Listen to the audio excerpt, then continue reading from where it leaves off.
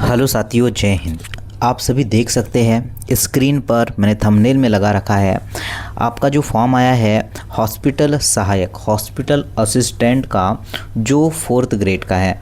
साथ में ही इसका आज मैं पूरा सिलेबस डिस्कस करने वाला हूँ आपके साथ कि क्या क्या आपको पूछा जाने वाला है, क्योंकि आपका जो एग्ज़ाम होता है आपका नेगेटिव मार्किंग एग्ज़ाम है, तो आपको सिलेबस के अकॉर्डिंग पढ़ना है।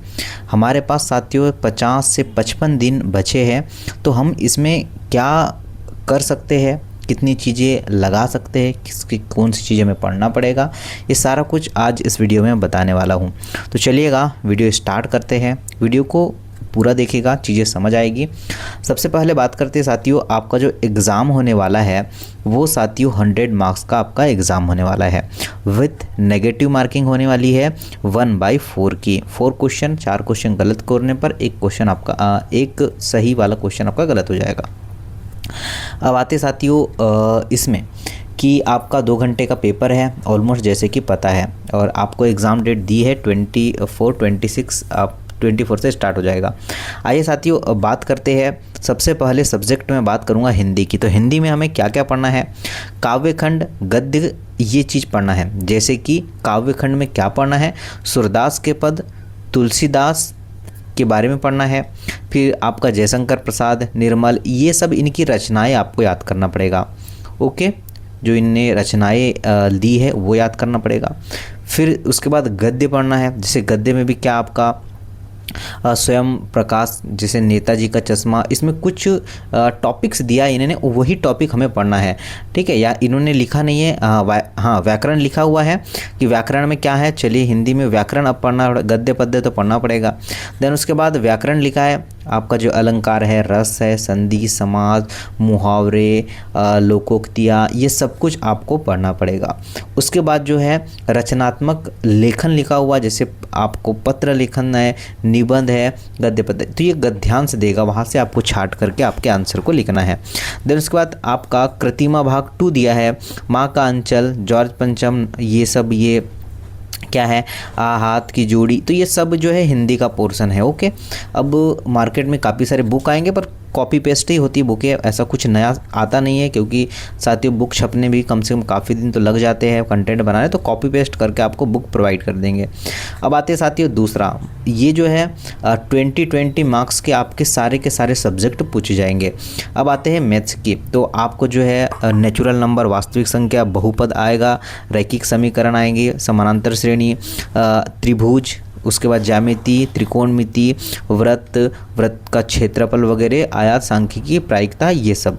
मतलब यहाँ पर अगर बात करते हैं ना, सारा का सारा एडवांस वाला टॉपिक है। जितना भी एडवांस मैथ्स होता है ना, वो एडवांस मैथ्स से, बेसिक मैथ्स से यहाँ पर मुझे दिख नहीं रहा है, क्योंकि जितना टॉपिक लिखा है उतना ही टॉपिक आपको पूछा जाएगा। मतलब आपको एडवांस मैथ्स पढ़ना पड़ेगा, और एडवांस मैथ्स के फॉर्मूला बेस्ड ही क्वेश्चन आपको एग्जाम में पूछे जाते हैं। आइए आगे चलते हैं, बात करते हैं कि साइंस में क्या पूछा जाएगा।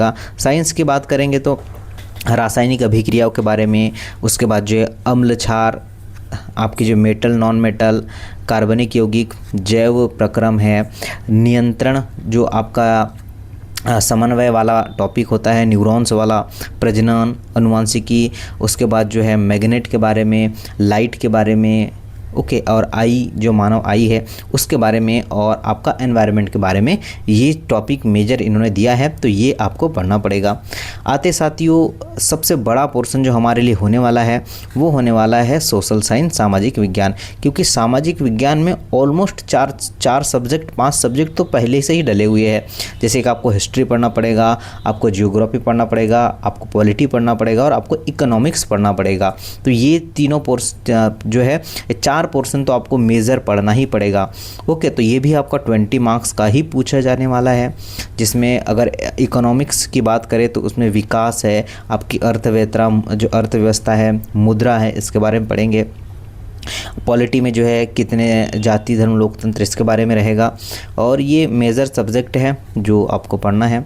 आते साथियों लास्ट में इंग्लिश। तो इंग्लिश में भी जैसे कि आपको ग्रामर पोर्शन पढ़ना पड़ेगा, जैसे कि आपके जो मॉडल्स है, टेंस है, डिटर्मिनेशन है, राइटिंग जो है, आपके लेटर है, ये सब कुछ आपको पढ़ना पड़ेगा। ओके। और प्रीस और पोएट्री का भी कुछ कुछ तो टॉपिक आपको पढ़ना पड़ेगा। तो ये मेजर 5 जो इन्होंने टॉपिक्स और 5 सब्जेक्ट दिया है, इसे जो है हमें पढ़ना पड़ेगा। और ऑलमोस्ट ये जो है साथियों 20 मार्क्स का ही पूछ जाएगा। अब हो सकता है आगे पीछे जो है कभी मैथ से ज़्यादा पूछ जाए तो वो बात अलग है, बाकी मेजर जो है साथियों 20 मार्क्स का ही पूछ जाएगा।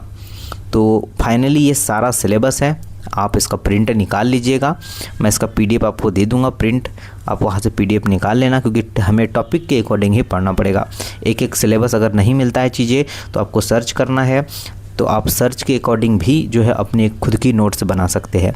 टाइम है अभी हमारे पास, ओके, तो हम उस टाइम में चीज़ें कर सकते हैं। ओके, तो फॉर्म 7 से जाने वाले हैं, फॉर्म ज़रूर डालिएगा।